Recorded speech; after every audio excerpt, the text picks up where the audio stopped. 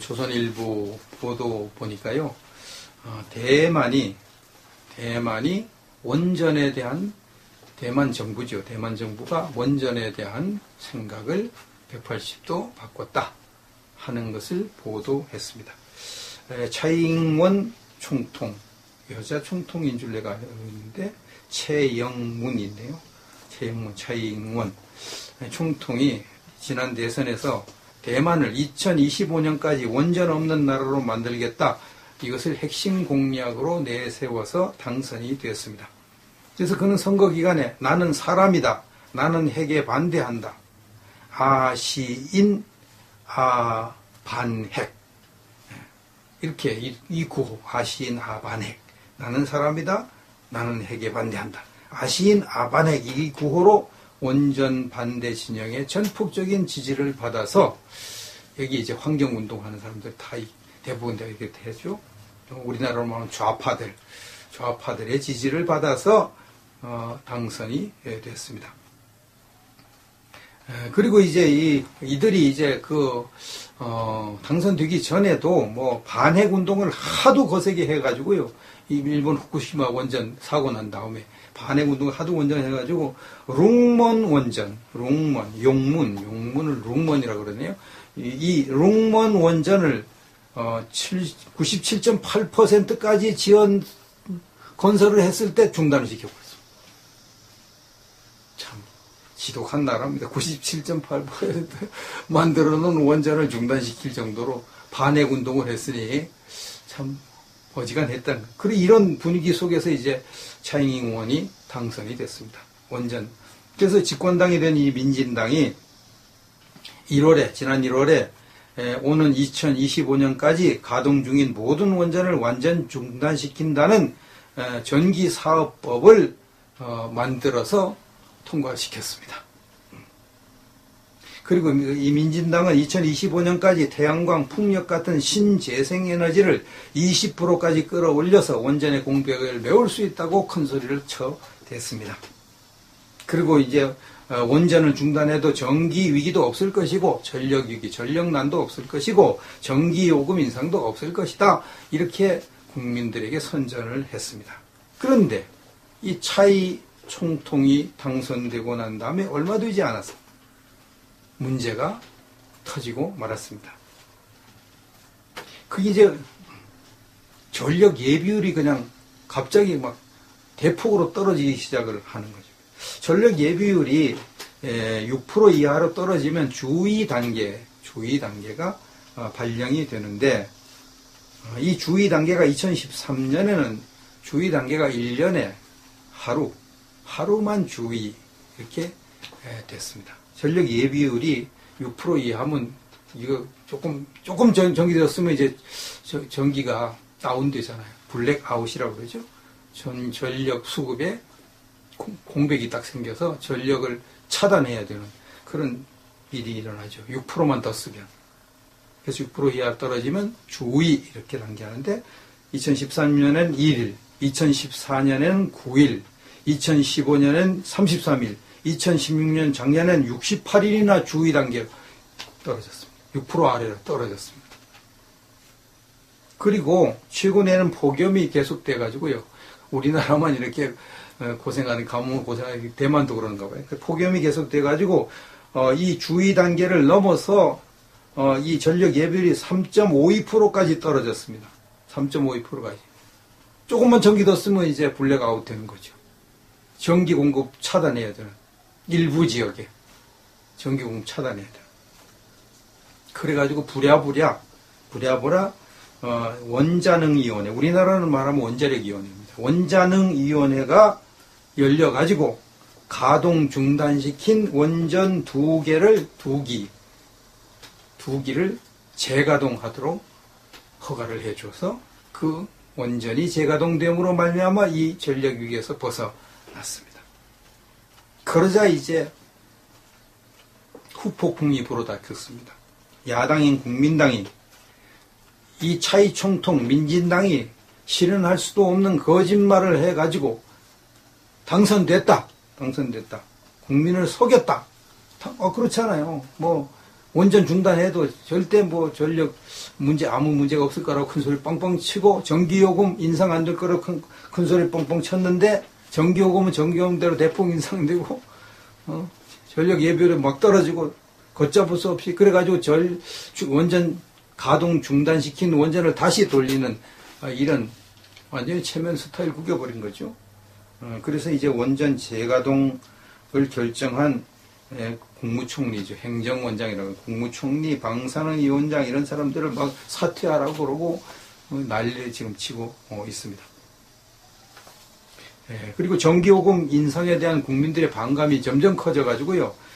지난달 22일 조사한 여론조사를 보니까 응답자의 52%가 현 정부가 탈원전 정책으로 해서 더 많은 전기요금 내는 거 원치 않는다고 이렇게 응답이 되어 있습니다. 원전 전기요금 인상 안 된다고 지금 나오고 있습니다. 그래서 이제 이런 상황에서 이제 이 차이 총통의 여론조사 지지율이 취임 후 최저치인 21%로 떨어졌다고 합니다. 21%. 바닥을 기는 거죠. 바닥을. 근데 이제 이 조선일보가 지적한 것처럼 이 대만의 이 좌파 진영, 탈핵 운동 진영의 논리와 우리 현 정부의 탈핵 운동의 논리가 아주 비슷하게 닮아가고 그 수순을 지금 밟고 있는 것이죠. 문재인 정부가 2030년까지 신재생에너지 20%를 달성하겠다. 뭐 태양광, 풍력 이런 걸로 20%의 전기를 공급하겠다. 이렇게 발표했는데 대만 차이 정부도 2025년까지 신재생에너지 20% 하겠다고 여기에서 배워가지고 이렇게 한 거잖아요. 그리고 이제 문재인 정부가 신고리 5, 6호기 건설 중단 결정을 내린 것도 대만이 건설 원전 건설 중단되는 것 똑같이 닮았습니다. 꼭 대만을 지금 따라가고 있습니다. 그래서 이제 조사한 바에 의하면 대만을 본받아 가지고 문재인 정부가 탈핵 선언을 하고 원전 가동 중단했다는 것이 드러나고 있다고 합니다. 대만을 본받아서. 근데 대만이 지금 원전을 다시 가동하는 이런 입장에 처해 있는 거죠. 문재인 정부는 어떻게 할 것인가. 이제 원자력 전공한 학생들이 이제 또 이번에 들고 있는 지난번에 이 원자력 관계된 교수들이 410몇 명인가 탈원전 반대한다고 성명서를 발표하고 집단행동을 했는데 이번엔 이제 원자력 전공 학생들이 들고 일어났습니다. 그래가지고 전국 원자력 학생 연합부를 결성해서 탈원전 정책 부당함을 조직적으로 이제 알리고 반대하는 그런 이 운동을 시작을 했습니다. 그리고 황일순 서울대 원자핵공학과 교수가요, 일본이 2011년도에 탈원전 선언 이후에 원자력에 대한 연구 분야가 엄청나게 무너져 내려가고 이제 또 원전 안 한다 그러니까 원자력 연구하던 사람들이 다 맥을 놓거나 아니면 외국으로 나가거나 이래가지고 원자력 연구 인력이 굉장한 손실을 가져왔는데 지금 일본이 다시 원전을 다시 가동하고 있는데 그 손실된 것을 메우는 것이 쉽지 않다는 거죠. 한번 무너진 것. 그래서 이제 우리나라도 이럴 가능성이 많습니다. 지금 탈원전 계속 하면요, 원자력 연구 이 모든 것이 다 무너져 버리고 원자력 연구하던 사람들 그 고급 두뇌들이 우리나라에 못 쓰니까 다 해외로 다 나가죠. 해외로 나가면 그 해외의 원전을 발전시키는 일을 해서 다른 나라만 좋게 되는 그런 일이 이제 일어나게 될 수밖에 없는 것이죠. 그래서 이제 서울대 황일순 교수가 한국에서도 4, 5년간 원자력 인재양성 공백이 생기면 나중에 원자력 발전소를 다시 가동시키더라도 기술 회복이 힘들 것이다. 이렇게 전망을 했습니다. 이제 문재인 정부가 이게 앞을 내다보지 못하고 그냥 시류에 편승해서 대만을 본받아가 대만도 그거 뭐 원전 탈핵 그거 가지고 당선되고 했으니까 자기도 이제 그래가지고 당선되겠다고 해서 당선됐어요, 사실은. 그것 때문에. 그래서 당선되고 난 다음에 그 정책을 지금 쓰고 있죠. 신고리 오리고기도 다 중단시키고 이렇게 하고 있는데, 참 이거 큰일입니다. 원자력은 단순 원자력만이 문제가 아니고요. 원자력에 관계된 산업이 굉장히 많습니다. 우리가 뭐 흔히 아는 대로 의료기기, 원자력을 이용한 것이 굉장히 많아요. 첨단 의료기기에 원자력이 많이 들어갑니다. 원자력 그 기술이 그렇게 많이 쓰이죠. 산업기기에도 원자력을 이용한 산업기기가 굉장히 많습니다. 그런데 그런 것들을 이제 다 잃어버리게 생기고 내버리게 생긴, 그러니까 산업 전반이 다 무너져 내릴 수가 있는 이런 것이 탈원전인데, 뭐 충분한 대책을 세우고 이제 해야 되거든요. 충분한 대책을 세우고. 충분한 대책이 없이 졸속으로 5년 만에 뭘 다 해보겠다고 하고, 대만의 차이 충통같이 그냥 무조건 원전을 다 올스톱 시키는 이런, 우리나라는 아직까지 그렇게 하진 않은 게 천만다행이죠. 대만 보고 아마 그 배웠겠죠. 아이고, 대만 다 스톱 시키고 지금 상당히 전력난에 시달리는데 우리 그렇게 하면 안 되겠다. 그래서 이제 신고리 오리코기만 중단을 시키고 나머지도 이제 점차적으로 하려고 지금 하고 있는 것이죠. 이제 대만이 다시 원전을 가동하잖아요. 일본이 다시 원전을 가동하고 있고요. 응? 외국에서도 다시 원전을 하고 있습니다. 그렇게 탈원전을 하려고 그러는데도 쉬운 문제가 아닙니다. 우리나라가 이렇게 자원이 없는 나라에서 원전을 그냥 내던지고 뭐 다른 것 가지고 한다? 이건 참 위험한 도박이죠. 위험한 도박. 굉장히 위험한 도박. 일본 꼴 나지 않으려면, 대만 꼴 나지 않으려면 지금이라도 정신 차리고 원전 그냥 하고 신재생에너지를 충분히 다 대체를 만들어 난 다음에 그 다음에 원전을 없애면 되잖아요. 전기요금에 문제 없이 신재생에너지가 생길 때까지, 그때까지 기다리면 되잖아요. 응? 그렇다고 뭐 누가 뭐라고 그럽니까? 마지막으로 한 말씀 드리고 싶은 것은, 어떤 애국 동지들이 저에게 왜 홍준표 편을 그렇게 드느냐, 그런 말씀들을 합니다. 홍준표 편을 든다, 뭐 그렇게 표현을 할 수도 있겠죠. 제가 홍준표 알리기를 이제 좀 적극적으로 하고 있으니까 뭐 홍준표 편을 든다고 해도 뭐 틀린 말은 아닐 것입니다. 예, 제가 이제 홍준표 알리기를 힘쓰는 이유가 있습니다. 가장 큰 이유는 현재 홍준표만한 우파 지도자가 없기 때문에 그렇습니다. 그래서 홍준표만한 우파 지도자가 없기 때문에 그런 홍준표를 능가하는 우파 지도자가 나올 때까지는 홍준표를 이렇게 살려서 혹은 지지해서 우파를 세우고 우파 야당을 재건하는 일을 하는 것이 현재로서는 최선이다. 그렇게 판단을 했기 때문에 그러는 것입니다. 다른 이유가 있는 거예요. 제가 홍준표 후보한테 밥 한 그릇 얻어먹은 적도 없고, 지금 직접 만나서 약속 한번 한 적도 없습니다.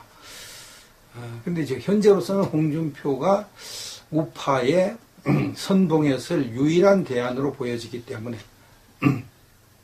그렇게 하는 겁니다. 홍준표마저 이제 우리가 우파가 다 버린다. 그럼 누굴 대안으로 세울 겁니까? 과거에는 김진태를 우파의 대안으로 생각하고 많이 지지했고, 저도 그렇게 김진태를 지지하고 그렇게 했습니다. 근데 요즘 김진태 의원이 뭐 합니까? 지난 5월 20일에 어제 법원에서 선거법으로 벌금 200만 원을 선고받았습니다. 요 페이스북 말 한마디 해놓고 지금까지는 뭘 하고 있는지조차 모를 정도로 침묵으로 일관하고 있습니다. 한 달 동안 5월 6일, 6월 7월 두 달이죠. 지금 그러고 있습니다. 2달 동안. 소통을 하지 않으면은 자연히 마음이 멀어지게 되고 구심력을 잃게 됩니다. 어떤 방법으로든 소통을 해야 되거든요. 저 트럼프가 저렇게 건재한 것도 자꾸 트위터로 소통을 하기 때문에 그렇습니다. 자꾸 말을 합니다. 말이 되건 안 되건 그냥 소위 말하는 막말이든 어떠든 그냥 계속 얘기를 하니까 국민들의 관심이 가고 같은 판을 뭉치고 그렇게 하거든요. 살아있는 모습을 보이죠. 김진태 의원은 전혀 그런 걸 안 보이고 있습니다. 그럼 누구를 갈 겁니까? 누굴? 김진태 의원 같이 그렇게 많은 태극기파의 지지를 받는 의원이 그러고 있으니 그 다음에 누가 그렇게 태극기파의 지지를 받습니까? 없잖아요. 없습니다. 그 다 소통도 안 합니다. 예, 조원진 의원 제가 페이스북 가보니까 조원진 후보도 페이스북 소통을 잘 안 합니다. 조원진 후보를 지지하는 모임에서 다른 우파들이 거기서 뭘 많이 이렇게 하지 조원진 후보가 뭘 말했다는 것을 쉽게 찾기 어렵고요. 또 그 조원진 후보는 이렇게 김진태 의원처럼 많은 지지를 받지를 못하고 있으니까 불안하잖아요.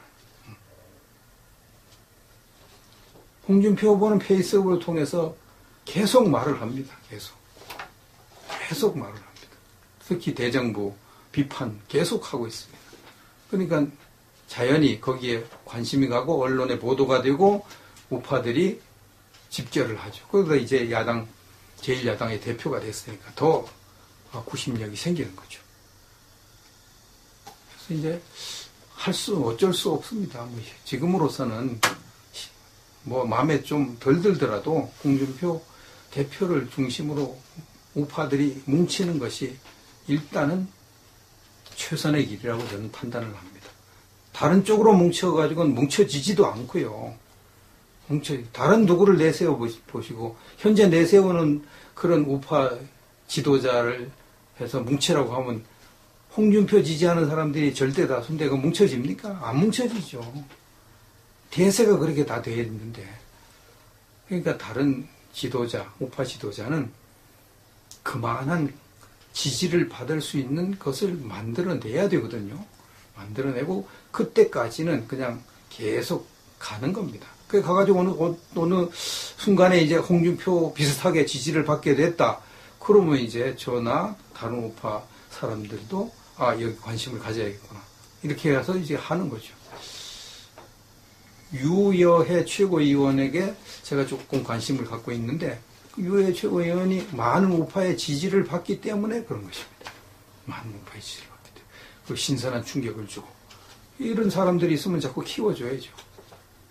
키워줘야 되는데 그렇지 않기 때문에 다른 우파 지도자들은 그렇게 관심을 많이 못 받고 지지를 못 받고 뭔가 좀 약하고 뭔가 미래가 좀 이렇게 불안해 보이고 그러니까 이게 이렇게 소위 말하는 편을 들어주는 일을 하기가 그렇게 쉬운 일이 아니고 현재는 홍준표 후보를 중심으로 뭉치는 사람을 밀어줘야 되는 입장이고 그래서 홍준표 후보를 반대하면서 나를 따르라 이래가지고는 현재로서는 분열이 되니까 적전 분열이니까 홍준표 후보를 반대하면서 나를 따라 지지하라고 하는 것들 현재로서는 동의하기도 어렵고 지금 현재 제 입장은 그렇습니다.